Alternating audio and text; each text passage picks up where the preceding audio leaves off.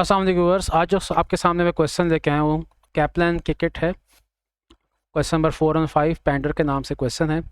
तो सबसे पहले जो है वो हम क्वेश्चन की जो है वो रिक्वायरमेंट पढ़ते हैं। इस क्वेश्चन में मैंने जो है वो पहले से ही जो है फॉर्मेट बना के रखा है, लास्ट टाइम की तरह नहीं किया स्क्रैच से। अगर किसी स्टूडेंट को स्क्रैच से वीडियो चाहिए इस क्वेश्चन की कि बिल्कुल ज़ीरो से स्टार्ट करें तो वो मैं बना दूंगा, कमेंट बॉक्स में मेंशन कर दीजिएगा। सबसे पहली चीज़ क्वेश्चन की जो है वो हम रिक्वायरमेंट पढ़ेंगे। Calculate the carrying amount of the investment in Embra to be included within the consolidated financial position. Associate के बारे में बात हो रही है कि एसोसिएट किस वैल्यू के ऊपर जो है वो consolidated statement of financial position में हम प्रेजेंट करेंगे। Secondly, prepare the consolidated statement of profit और loss for the Pender group. आपने कंसोलिडेटेड स्टेटमेंट ऑफ प्रॉफिट और लॉस बनानी है। 16 मार्क्स का ये क्वेश्चन है, 4 मार्क्स की आपके पास दूसरी एडजस्टमेंट है। तो हम क्वेश्चन का आगाज़ करते हैं और हम देखते हैं कि हम जो है वो किस तरह क्वेश्चन सॉल्व करेंगे। सबसे पहले हम क्वेश्चन को पढ़ना शुरू करते हैं। 30 सितंबर 20x9 जो है ये हमारी रिपोर्टिंग डेट है, ठीक है। ऑन 1 अप्रैल 20x9 मैं एक एडवाइस करूंगा स्टूडेंट्स को कि वो पहले से ही पूरा क्वेश्चन पढ़ के रख लें इस क्वेश्चन की वीडियो को देखने से पहले, ताकि जब मैं किसी भी एडजस्टमेंट के बारे में बात करूँ तो उनको ज़्यादा बेहतर जो है वो नॉलेज हो। इस सवाल में हम consolidated statement of profit loss बना रहे हैं और एसोसिएट के बारे में बात कर रहे हैं, तो रिटेन अर्निंग्स की हमें ज़रूरत जो है वो नहीं है इस सवाल में। We don't need that, not applicable. लिखने का मकसद ये ताकि आपको एक फॉर्मेट जो है वो याद रहे। जब आप बार बार क्वेश्चन करते हैं तो आपको चीज़ें जो है वो याद रहती हैं। पेरेंट जो है वो पैंडर है, सेल्वा जो है वो सब्सिडरी है। 80% आपने शेयर परचेज़ किए हैं। अगर 80% आपका ग्रुप शेयर है तो 20% एनसीआई होगा। इन्वेस्टमेंट सब्सिडरी नॉट एप्लीकेबल क्योंकि हम एसओएफपी नहीं बना रहे। Fair value of NCI is not applicable क्योंकि हम एसओएफपी नहीं बना रहे। इन्वेस्टमेंट एसोसिएट जो है वो एप्लीकेबल है, ठीक है। उसके बारे में देखते हैं क्या लिखा हुआ है। दोबारा एक मतलब लाइन पढ़ता हूँ। On 1 April 20x9 date of acquisition, Pender purchase 80%, Pender parent है, purchase 80%, 80% group share of the equity share in Selva, Selva subsidiary है। On the same date Pender acquired 40%, 40% का मतलब क्या होता है जी, कि आपने एसोसिएट के 40% शेयर परचेज किए हैं। 40 मिलियन इक्विटी शेयर्स हैं, 40 million total number of share associate 40,000। आपने शेयर्स कितने एक्वायर किए 40%, तो 40,000 इंटू 40%, आपने 16,000 शेयर्स जो है वो एक्वायर किए हैं। किस दिन लिखा हुआ है on the same date. On the same date का मतलब है 1 April 20x9। Okay, we are done with this. अभी एक चीज़ और रहती है, हमने $2 पर शेयर पे किया, ये हमारी कंसिड्रेशन है। इसको हम थोड़ा सा रुक जाइए, मैं इसको एक जगह पे लिखता हूँ अभी। तो अब सबसे पहली चीज़ जो है वो हम क्वेश्चन में जो है वो वर्किंग्स के ऊपर जाएंगे। हमारे पास पहली क्वेश्चन की वर्किंग है, the following information is relevant. The fair values of the net asset of Selva at the date of acquisition were equal to their carrying amount. Fair value adjustment की ये बात हो रही है। With the exception of an item of plant which had a carrying amount of 12 million and a fair value of 17 million. देखिए carrying amount जो है वो कम है, फेयर वैल्यू ज़्यादा है। डिफरेंस जो आपके पास है वो कितने का है, आपके पास डिफरेंस जो है वो 5 का है। इट्स सिंपल, 17 मिलियन, ठीक है ना। 17,000 माइनस 12,000, ठीक है जी, 5,000। ये हमारे पास जो है वो वर्किंग आ गई, ठीक है। उसके बाद हमारे पास जो है वो कहता है this plant had a remaining life of 5 years at the date of acquisition. अच्छा जी, यहाँ पर एक चीज़ मेंशन कर दें, प्री और पोस्ट एक्विजिशन पीरियड। हमने 1 अप्रैल 20x9 में जो है सब्सिडरी एक्वायर किया। अप्रैल, मई, जून, जुलाई, अगस्त, सितंबर, तो 6 मंथ्स का जो है वो आपका जो है वो 6 मंथ्स का आपका पोस्ट एक्विजिशन पीरियड जो है वो बन रहा है। ये मैंने इसलिए लिखा ताकि हमें डेप्रिसिएशन चार्ज करते हो कि किसी और एक्सपेंस को हम एलोकेट करते हैं 6 मंथ्स की एलोकेशन कर सकें। This plant had a remaining useful life of 5 years। At the date of acquisition all depreciation is charge to cost of sales. Depreciation expense जो हम डेबिट करेंगे, फार्मूला क्या बनेगा हमारे पास, 5,000 डिवाइडेड बाई 5 मल्टीप्लाइड बाई 6/12, ठीक है जी। आंसर जो है वो आएगा हमारे पास 5,000 डिवाइडेड बाई 5 मल्टीप्लाइड बाई 6/12, 500 हमारे पास डेप्रिसिएशन आएगी। चूँकि फेयर वैल्यू ज़्यादा है, कैरिंग अमाउंट कम है, तो डेप्रिसिएशन एक्सपेंस डेबिट होगा और एसेट जो है, प्रॉपर्टी जो है वो आपकी, सॉरी प्लांट है मेरे ख्याल से, ये मैंने किसी और सवाल का कॉपी किया था इसलिए मैंने प्रॉपर्टी लिखा हुआ है। सॉरी फॉर दैट, ठीक है ना। ओके, ये हमने सही कर दिया। अच्छा जी, नेक्स्ट वन हमारे पास है जी, वो कहता है the fair value of the plant has not been reflected in Selva's financial statements. Okay, no value adjustment required on the acquisition of the investment Embra. Okay, normal information है, ठीक है, हमें सिर्फ और सिर्फ प्लांट के ऊपर जो है फेयर वैल्यू एडजस्टमेंट जो है परफॉर्म करनी है। नेक्स्ट वन हमारे पास inter company sale of goods है, ठीक है, मैंने आसान एडजस्टमेंट्स को पहले रखा हुआ है, तो हम से इसलिए इस तरह चलते हैं। ये देखिए, after the acquisition Pender sold goods to Selva. Pender जो है आपके पास जो है पेरेंट है, ठीक है, पेंडर जो है वो आपके पास क्या कर रहा है, सेलिंग कर रहा है, तो प्रॉफिट जो है वो आपके पास पेरेंट ने बनाया है, और सब्सिडरी के पास जो है वो इन्वेंट्री जो है वो अवेलेबल है। इंटर कंपनी सेल्स कितने की है, 15 million to Selva for 15 million, तो यहाँ पर आप लिखेंगे 15,000, ठीक है, on which Pender made a gross profit of 20%, gross profit of 20%, ठीक है जी। ग्रॉस प्रॉफिट ऑफ 20% का मतलब क्या है कि आपके पास जो है वो प्रॉफिट कितना है, gross profit means profit on sale price, तो मैं क्या कर सकता हूँ, is equal to 15,000 multiplied by 20% आपका ग्रॉस प्रॉफिट है, तो 20% से मल्टीप्लाई कर दिया, 3,000 यानी कि कॉस्ट हमारे पास आ गई, इज़ इक्वल टू 15,000 माइनस 3,000, 12,000। जो सेलर होता है उसका प्रॉफिट कम करना होता है, जो बायर होता है उसकी इन्वेंट्री को हम रिड्यूस करते हैं। इन्वेंट्री अनसोल्ड कितनी है, कोई परसेंटेज बताइए। Yes, Selva has 1/3 of these goods, 1/3, सो आपने जो है 1/3 जो है या लिख लीजिए। अब is equal to 3,000 total profit था हमारे पास, इसको हम मल्टीप्लाई कर देंगे 1/3, तो अनरियलाइज प्रॉफिट जो हमारे पास 1000 का आएगा। रिटेन अर्निंग्स को हम डेबिट कर देंगे, इन्वेंट्री को जो है वो हम क्रेडिट कर देंगे। ठीक हो गया जी, यहाँ पर जो है ये हमारी चीज़ जो है वो ख़त्म हो गई। ठीक है, अब हम जो है वो नेक्स्ट एडजस्टमेंट के ऊपर जो है वो जाएंगे। ठीक हो गया। अब हमारे पास जो नेक्स्ट एडजस्टमेंट है वो हमारे पास है किसकी जी, okay, investment in loan notes की जो है एडजस्टमेंट हमारे पास अवेलेबल है। सबसे पहले हम इसको जो है वो पढ़ लेते हैं और इसको देखते हैं कि इसका क्या करना है। Immediately after its acquisition of Selva, Pender invested 50 million. देखिए 50 मिलियन जो है वो आपकी इन्वेस्टमेंट है। ठीक है जी, किस में इन्वेस्टमेंट कर रहे हैं आप इन्वेस्टमेंट कर रहे हैं लोन नोट्स में। ठीक है, पेंडर जो है वो इन्वेस्टमेंट कर रहा है 50 मिलियन की in an 8% loan notes from Selva. Selva के लोन नोट्स है, उसमें पेंडर जो है वो इन्वेस्टमेंट कर रहा है। रेट ऑफ इंटरेस्ट 8% है और इन्वेस्टमेंट 50 मिलियन की हो रही है। All interest accruing on 30 September has been accounted for by both entities. मतलब इसके ऊपर जो इंटरेस्ट बनता है, देखिए यहाँ पर इम्पॉर्टेंट बात ये है कि जो इंटरेस्ट एक्सपेंस यानी कि फाइनेंस कॉस्ट बन रही है सब्सिडरी के लिए, वो finance cost on the other hand बन रही है फाइनेंस इनकम। इसके लिए वो बन रही है फाइनेंस इनकम पेरेंट के लिए। ठीक हो गया जी, दोबारा बोल रहा हूँ ये बात में, आपने जब स्टेटमेंट ऑफ प्रॉफिट लॉस बनानी है तो वहाँ पर आपने इसकी एडजस्टमेंट दो जगह पे करनी है।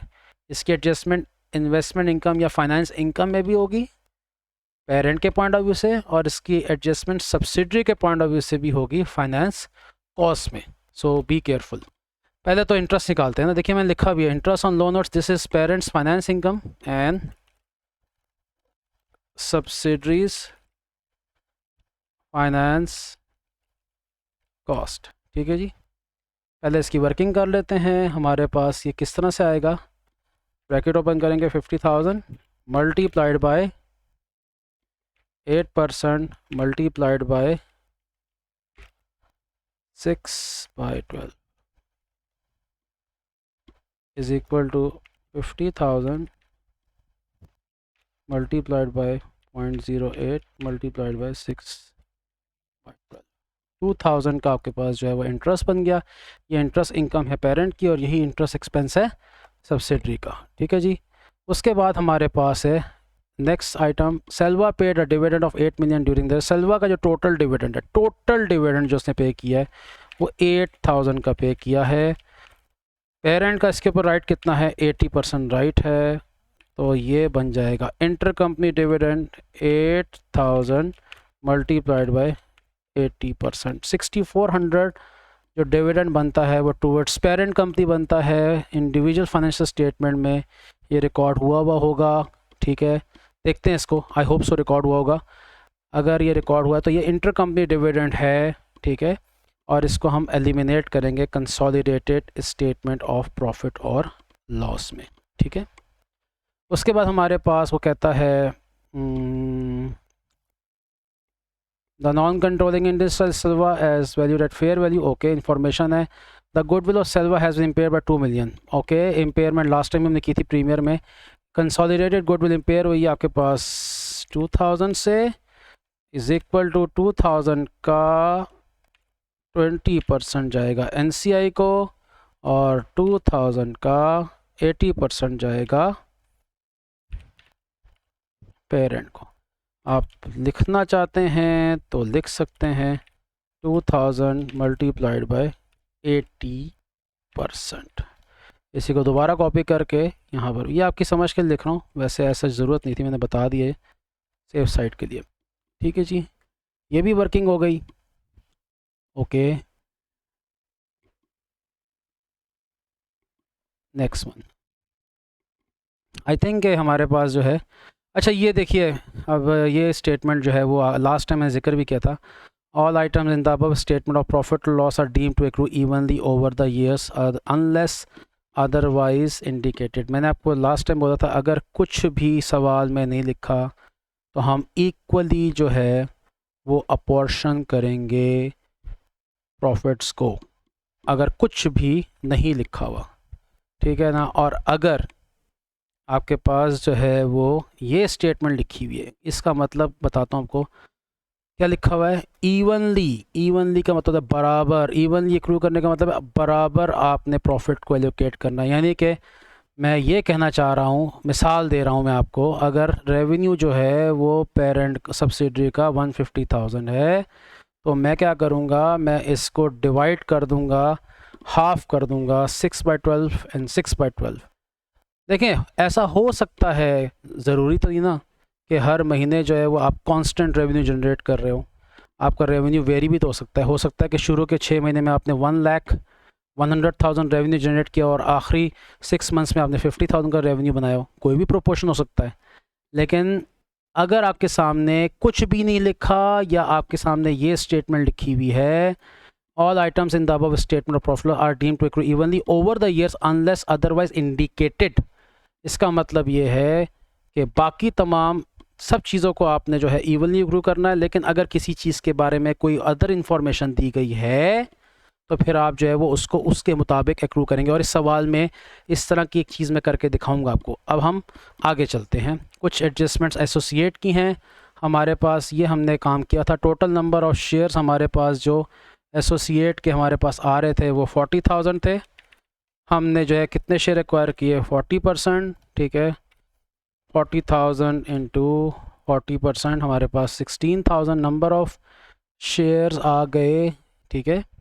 उसके बाद हमारे पास कंसिडरेशन जो हमने पे की है पर शेयर वो $2 थी हमारे पास, तो यहाँ $2 लिखते हैं, हम नीचे जो है वो वर्किंग कर देंगे, ठीक है, is equal to acquired 40,000 into 40% into 2, 32,000 answer आना चाहिए, ठीक है, और 32,000 आंसर आ गया। ये देखिए जी, ये इसको सेम एंट्री है, इन्वेस्टमेंट एसोसिएट डेबिट हो जाएगा और कैश जो है वो आपका क्रेडिट हो जाएगा, ठीक है।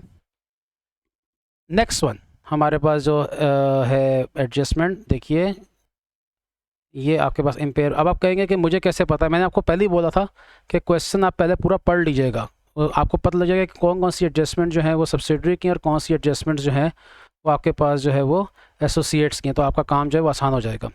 ये देखिए, due to this losses the value of Pender's investment Embra has been impaired by 3 million. आपकी जो इन्वेस्टमेंट इन एम्ब्रा है वो 3 मिलियन से इम्पेयर हो रही है, ओके। सो यहाँ पर आपके पास 3,000 का इम्पेयरमेंट लॉस जो है वो रिकॉर्ड हो जाएगा, इम्पेयरमेंट लॉस एक्सपेंस होता है, डेबिट हो जाएगा। एसेट आपके पास इन्वेस्टमेंट एसोसिएट जो आपकी इन्वेस्टमेंट है, एसेट आपका क्रेडिट हो जाएगा। ठीक है, अब हमने इक्विटी मेथड के थ्रू जो है वो एसोसिएट्स को हैंडल करना है। इक्विटी मेथड के मुताबिक क्या करेंगे, अब देखती हैं इसको क्या इसमें जो है वो चीज़ें हो सकती हैं। सबसे पहली चीज़ हमारे पास जो है, याद रखिएगा, एसोसिएट्स को हम जो है वो कंसोलिडेट नहीं करते लाइन बाय लाइन बेसिस की तरह जिस तरह से हम सब्सिट्यूट करते हैं, बल्कि इक्विटी अकाउंटिंग जो है इस्तेमाल करते हैं, इक्विटी मेथड होता है, और हम एक single figure face of the statement के ऊपर लिखते हैं। वो सिंगल फिगर कैसे कैलकुलेट करते हैं वो आपको मैं सवाल में करके दिखाता हूँ। सबसे पहले हम प्रॉफिट फॉर द ईयर लेंगे, ज़ाहिर बात है एसोसिएट की बात हो रही है तो एसोसिएट का प्रॉफिट लेंगे। एसोसिएट का प्रॉफिट हमारे पास इस मरतबा -5000 है, लॉस है हमारे पास। ठीक है जी, हमारा जो ग्रुप शेयर है, अब देखिए post acquisition return, post acquisition का मतलब ये कि एक्वायर करने के बाद हमें ये बात पता है, हमने ऑलरेडी लिखा हुआ है 6 मंथ्स का पोस्ट एक्विजिशन पीरियड है, क्योंकि सब्सिडरी और एसोसिएट जो है वो दोनों जो हैं वो एक ही डेट के ऊपर जो है वो एक्वायर जो है वो हुई हैं। ठीक है, तो यहाँ पर हम लिख देते हैं G is equal to 5000 multiplied by 6/12। Group share हमारे पास जो है वो 40% है। हमारा जो लॉस का शेयर बनेगा वो बनेगा जी 1000 नेगेटिव। ठीक है,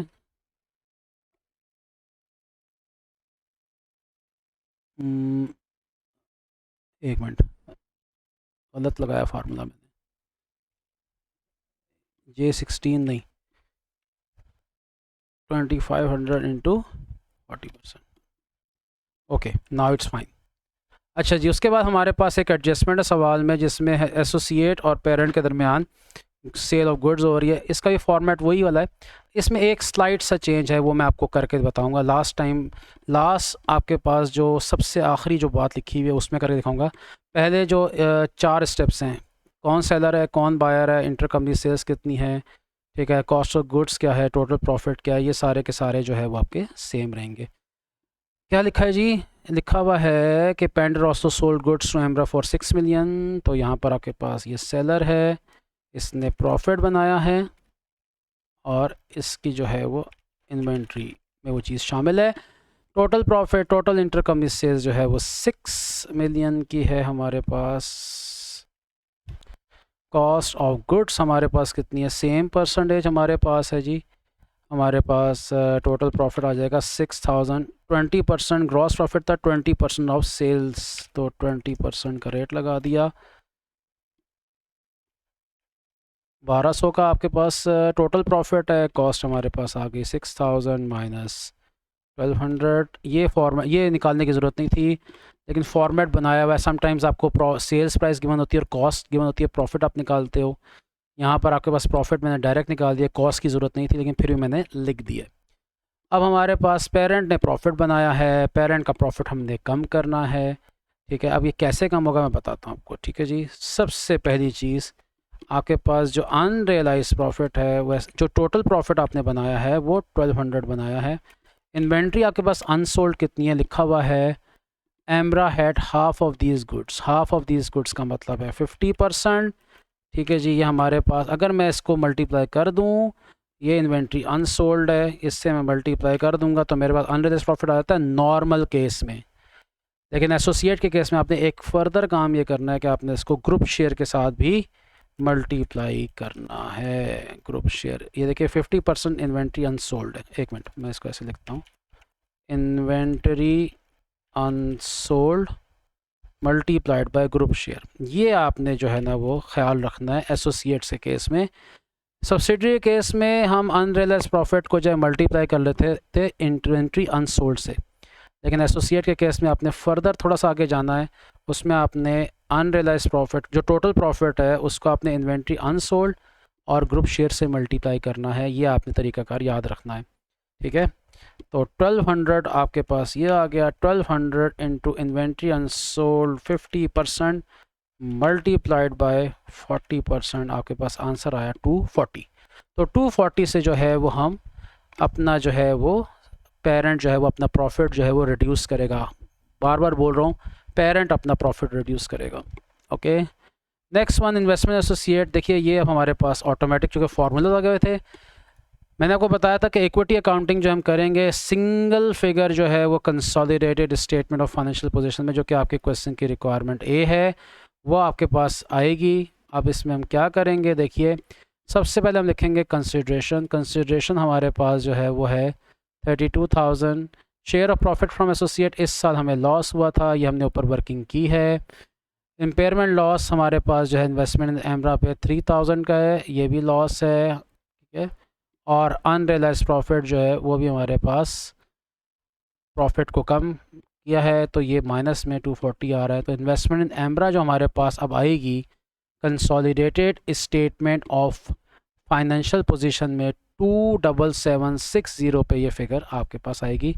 ये आपके, अगर मैं थोड़ा सा इसको जूम आउट करूं तो ये पूरी जो वर्किंग आपके सामने नज़र आ रही है, ये एसोसिएट की वर्किंग है, ठीक है।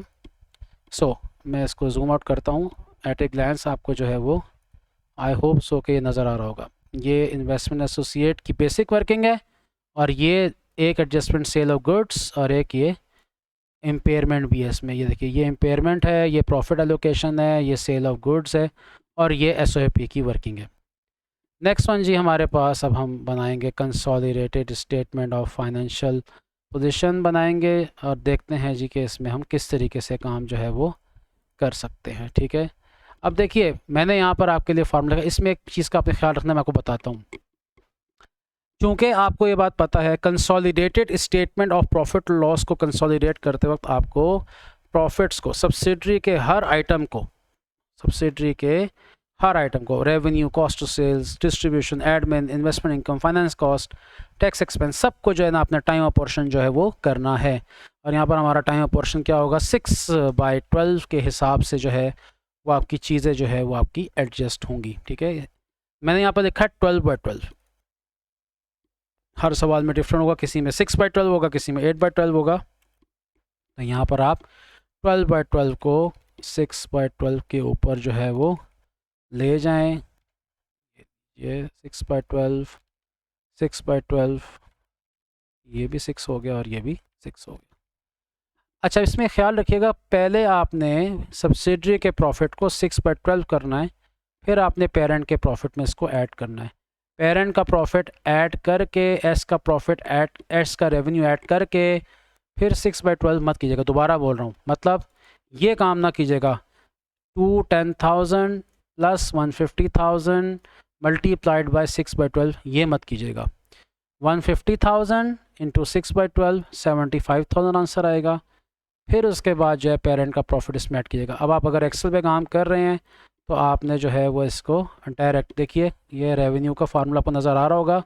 अब मैं आपके सामने लिखता हूँ, is equal to bracket open, ठीक है, डबल ब्रैकेट लगाते हैं, ठीक है। एक पहले तो हम इसमें लिखते हैं 210,000, फिर प्लस, और फिर ब्रैकेट 150,000 इंटू 6/12, ठीक है, minus inter company sales. ICS means inter company sales. Inter company sales हमारे पास जो है वो कितनी है इस सवाल में, आई थिंक इस सवाल में इंटर कंपनी सेल्स हमारे पास 15,000 की जो थी। सो 15,000 मुझे, okay, so 270,000 is your revenue. Now again is equal to bracket open, parent की कॉस्ट ऑफ सेल्स है 126,000 प्लस ब्रैकेट ओपन सब्सिडरी की 1 lakh multiplied by 6/12 bracket close minus inter company sales 15,000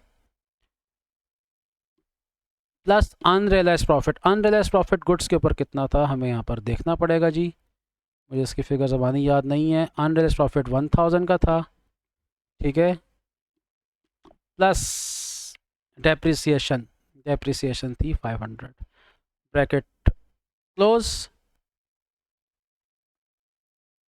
देख लीजिए 126,000 parent, 100,000 into 6/12 subsidiary, minus 15,000 inter company sales. G29 क्या है जी, G29 है unrealised profit, add करेंगे और डेप्रिसिएशन ऐड करेंगे। अगर एक्सेस डेप्रिसिएशन होगी तो ऐड होगी, अगर रिडक्शन इन डेप्रिसिएशन होगी तो लेस होगी। एंटर करते हैं, देखते हैं क्या आंसर आता है। 162,500 फार्मूला ऑलरेडी लगा हुआ था। ग्रॉस प्रॉफिट आपके पास 107,500 आ गया। उसके बाद आपके पास है distribution is equal to bracket open 11,200 plus bracket open 7,000 into 6/12 bracket close 14,700, ठीक है। इसी is equal to bracket open 18,300 plus bracket open 9,000 into 6/12 multi, बस ख़त्म 22,800। यस, इम्पेयरमेंट हमारे पास थी मेरे ख्याल से 2,000। नहीं, लिंक करता हूँ मैं इसको, मुझे इसको लिंक करना चाहिए असूलन।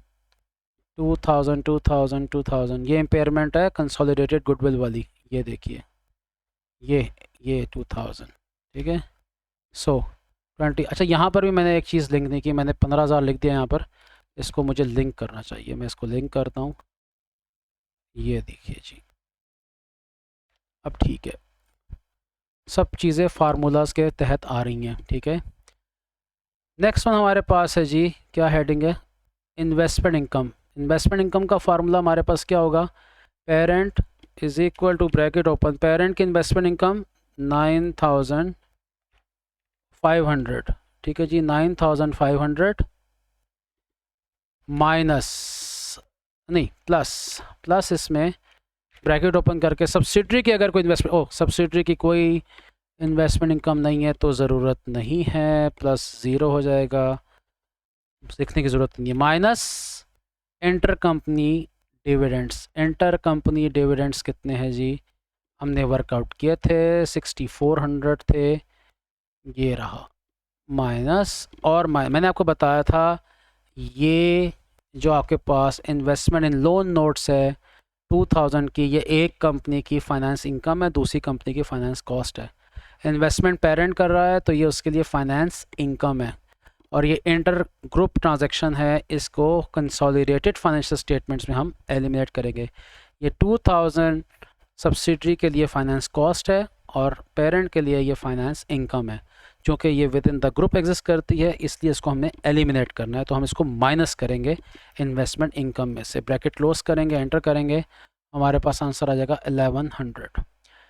उसके बाद हमारे पास है share of profit from associate, share यहाँ पर लॉस में आया था, यहाँ पर आंसर माइनस में आएगा, इज़ इक्वल टू, मैंने वर्किंग की हुई है, ये देखिए -1,000 है, -1,000 आ गया। उसके बाद हमारे पास नेक्स्ट आइटम है impairment of investment in associate. Investment जो एसोसिएट में इम्पेयर हुई थी वो हमारे पास 3,000 की थी मेरे ख्याल से, ये मैंने वर्कआउट की हुई है, देखिए इम्पेयरमेंट लॉस पेरेंट को मैंने डेबिट किया हुआ है, ये 3,000, इसके साथ माइनस का साइन लगाएंगे जी, ये माइनस होनी चाहिए, माइनस में इसका आंसर आना चाहिए।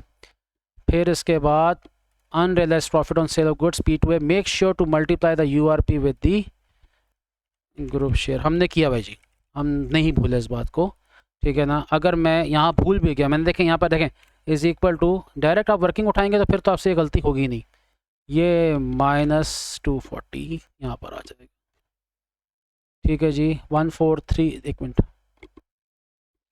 अब हमारे पास ये आंसर जो है ये भी नेगेटिव में आना चाहिए, इसको माइनस साइन लगा देते हैं, ये आंसर ही नेगेटिव में आना चाहिए, इसको माइनस साइन लगा देते हैं, 64860 हमारे पास आंसर आ गया। अब हमारे पास सबसे इम्पॉर्टेंट जो खेल है इस पूरे सवाल में वो हमारे पास है फाइनेंस कॉस्ट का जी। फाइनेंस कॉस्ट जो है, मैं थोड़ा सा इसको 2 मिनट के लिए मिनिमाइज़ करूँगा ताकि आपको जो है वो ये फाइनेंस कॉस्ट समझा रहा हूँ मैं आपको, ठीक है। इसके ऊपर वर्किंग मैंने पूरी की हुई है, मैं आपको बताता हूँ। देखिए फाइनेंस कॉस्ट के ऊपर फाइनेंस कॉस्ट कैसे आएगी, जो आपकी किट वाले ने तरीक़ाकार फॉलो किया हुआ है, ऑनेस्टली स्पीकिंग वो ठीक है, तरीक़ाकार गलत नहीं है, उसका अपना अंदाज़ है काम करने का, लेकिन मुझे वो तरीक़ाकार पर्सनली थोड़ा स्टूडेंट के पॉइंट ऑफ व्यू से अजीब लगता है, ठीक है। तरीका ठीक है, तरीका गलत नहीं है। अब मैंने क्या किया है, ज़रा बात को गौर से, मैं 2 तरीके से ये आपको वर्किंग समझाने की कोशिश की है, ये दोनों तरीक़ेकार जो है वो आप समझ लीजिए, मैं आपको दोनों तरीके से बात बता रहा हूँ। टोटल एक्सपेंस इंटरेस्ट एक्सपेंस और सब्सिडी कितना है, ये देखिए गिवन है 3,000 का हमारे पास, ये लिख दिया हमने 3,000, ठीक है।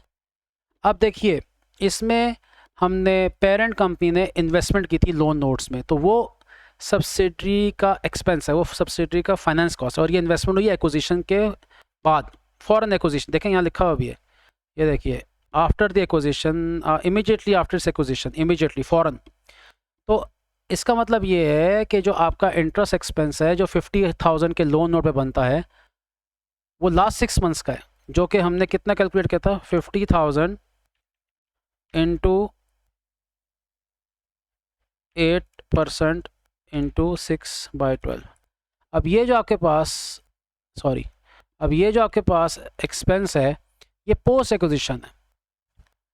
तो अगर ये पोस्ट है तो फिर फुल कितना हो जाएगा, देखें 3000 जो है वो आपके पास फुल ईयर का एक्सपेंस है और पोस्ट एक्विजिशन जो है वो 2000 है। इसका मतलब ये है कि बकिया जो पूरे साल का है, ये तो आखिरी से 6 महीने का इंटरेस्ट एक्सपेंस है ना, 3000 पूरे साल का है, 2000 आखिरी 6 महीने का है, तो पीछे जो 1000 की फिगर आ रही है 1000 की, ये पूरे साल का है। इस 1000 को 1000 को आप प्री और पोस्ट में डिवाइड कर दें, मल्टीप्लाइड बाई 6/12 कर दें, तो ये 500 और 500 बन जाएगा। तो आपके पास अल्टीमेटली यहाँ से जो है वो फाइनेंस कॉस्ट आएगी। अब देखिए स्टूडेंट, मैं एक और अंदाज भी समझाता हूँ आपको बात। ये आपका इंटरेस्ट एक्सपेंस में स्टूडेंट गलती क्या करेगा अगर वो केयरलेस होके चलेगा, ज़रा देखिएगा। 1800 पेरेंट का फाइनेंस कॉस्ट प्लस 3000, ये देखिए 3000 सब्सिडरी की, मल्टीप्लाइड बाई 6/12, 3300 आंसर आ जाएगा। गलत है आंसर ये। अगर एक स्टूडेंट ने थोड़ा ज़्यादा सोच लिया, उसने कहा जी कि वो एक इंटर कंपनी आइटम भी था, वो पेरेंट ने इन्वेस्टमेंट की थी लोन नोट्स में, तो वो ये करेगा इसमें वो 2000 लेस कर देगा, आंसर आ जाएगा 1300। लेकिन इसका आंसर ना ही 3300 है, ना ही इसका आंसर जो है वो 3300 है। अब क्या करेंगे, हम टाइम लाइन से इस बात को समझते हैं। ठीक है जी, मैं टाइम लाइन से आपको ये बात समझाने की कोशिश करता हूँ। देखिए start of the year 1 October, date of acquisition 1 April, end of the year 30 September. Total interest expense जो आपके पास बनता है वो बनता है 3000। पोस्ट एक्विजिशन, ये पोस्ट एक्विजिशन जो है आपका कौन सा वाला, ये लोन नोट के ऊपर जो लोन नोट के ऊपर आपका जो है वो इंटरेस्ट बनता है, लोन नोट इंटरेस्ट, वो आपका बनता है 2000। ये हमने वर्कआउट किया, बार बार मैं इसको वर्कआउट नहीं कर रहा, आपको याद हो गया होगा। चलें वर्कआउट कर देते हैं। 50,000 मल्टीप्लाइड बाय 8% मल्टीप्लाइड बाय 6/12। ठीक है जी, ये इस तरह से आएगा। देखिए अगर ये पोस्ट एक्विजिशन 2000 में आ रहा है तो फिर पीछे कितना रह गया, 3000 माइनस 2000, 1000। अब ये 1000 जो है पूरे साल का है, इसको प्री में भी डिवाइड करें, प्री में कितना आ जाएगा हमारे पास, प्री एक्विजिशन में भी 500 आ जाएगा और पोस्ट एक्विजिशन में भी हमारे पास 500 आ जाएगा। अब देखिए आपके पास पोस्ट एक्विजिशन जो इंटरेस्ट बना, ठीक है, वो कितना बनेगा, वो हमारे पास 2000 तो वो बनेगा जो लोन नोट के ऊपर बना जिसमें पेरेंट ने इन्वेस्टमेंट की थी, प्लस 500 अदर। तो आपका जो आंसर आएगा वो आएगा 2500। ठीक है, अब यहाँ से भी देख लें आप, 2000, ये देखिए पोस्ट और ये पोस्ट, ये देखिए दो पोस्ट है यहाँ पर, मैं इनको कलर कर देता हूँ ताकि आपको जो है ये बात याद रहे। पोस्ट एक्विजिशन जो है वो उठाना है आपने। उसके बाद जो है एक छोटी सी वर्किंग मैं आपको बाद में कराता हूँ भी थोड़ी देर बाद, पहले इसको हम एलोकेट कर दें। हमारे पास यहाँ पर अब आंसर आएगा is equal to bracket open, minus sign लगा देते हैं, ब्रैकेट ओपन कर देते हैं। अब हमारे पास आंसर किस तरीके से आएगा, ये वाला 1800। देखिएगा आप ज़रा, ये गौर से बात सुनिएगा। पेरेंट का 1800 प्लस आपके पास जो है सब्सिडरी का 2500 माइनस इंटर कंपनी 2000, तो हमारे पास 2300 नेगेटिव आंसर आ गया। ये वर्किंग सबसे इम्पॉर्टेंट है, ये पूरे सवाल में सबसे इम्पॉर्टेंट वर्किंग है, इसका ख्याल रखिएगा आप, very very very very important, ख्याल रखिएगा।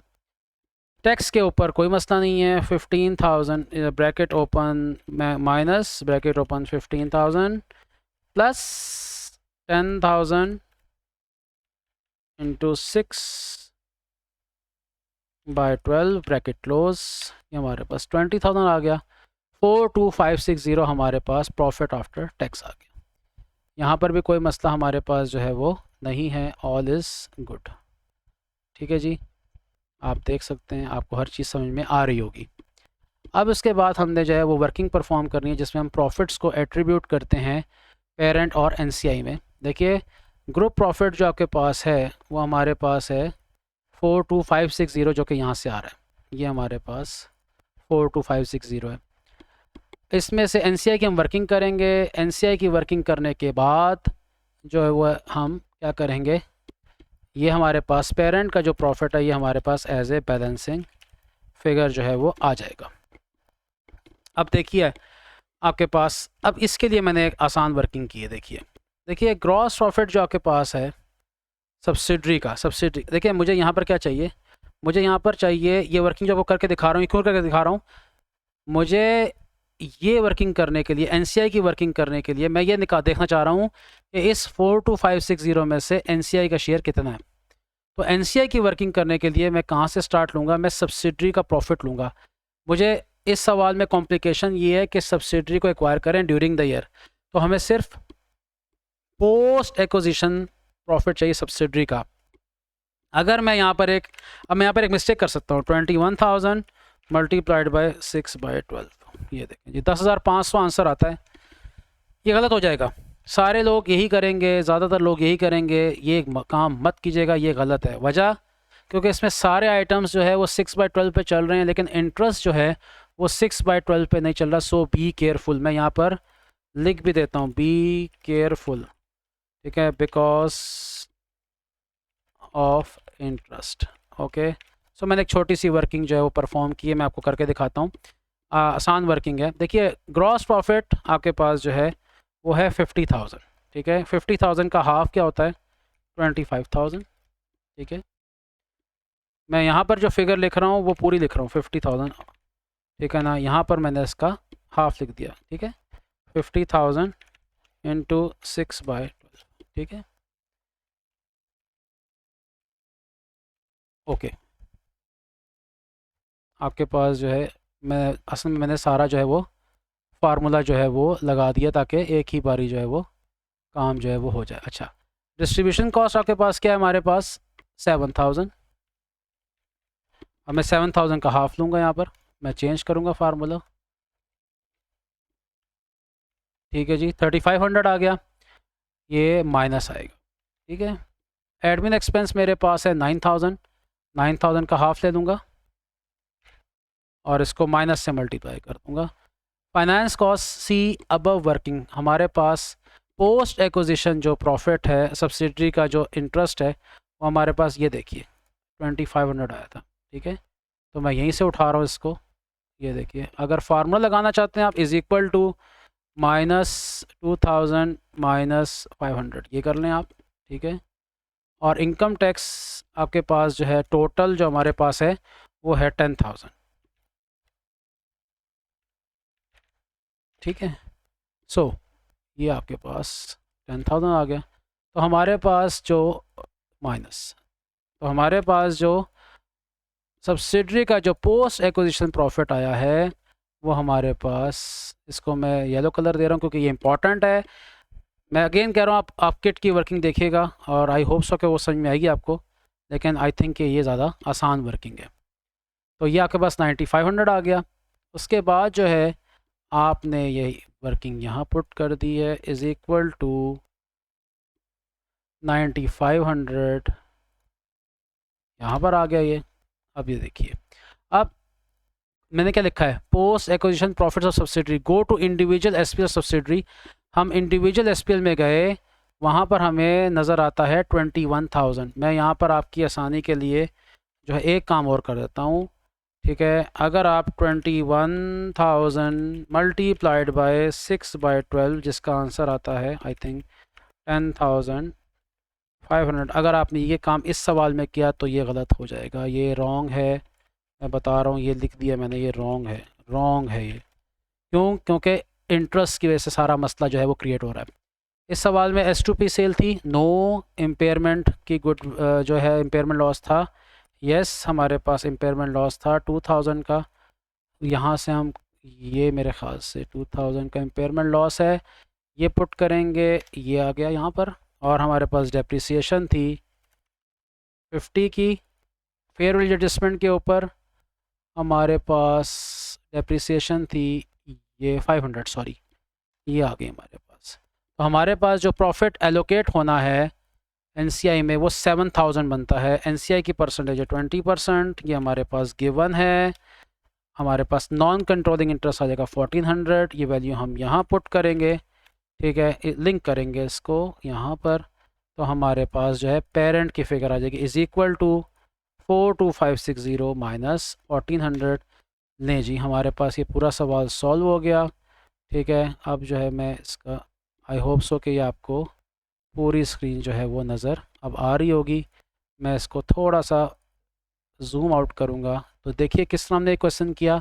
बेसिक इन्फॉर्मेशन गैदर की, सब्सिडी और एसोसिएट की, फेलियर एडजस्टमेंट की, इंटरकंपनी सेल ऑफ गुड्स की, इन्वेस्टमेंट इन लोन नोट्स हमने जो है वो वर्किंग कर ली, ठीक है। इंटरकंपनी डिविडेंड और इम्पेयरमेंट की जो है वो वर्किंग हमने जो है वो परफॉर्म कर ली। उसके बाद हमने सारी वर्किंग जो है वो एसोसिएट की जो है वो परफॉर्म की है।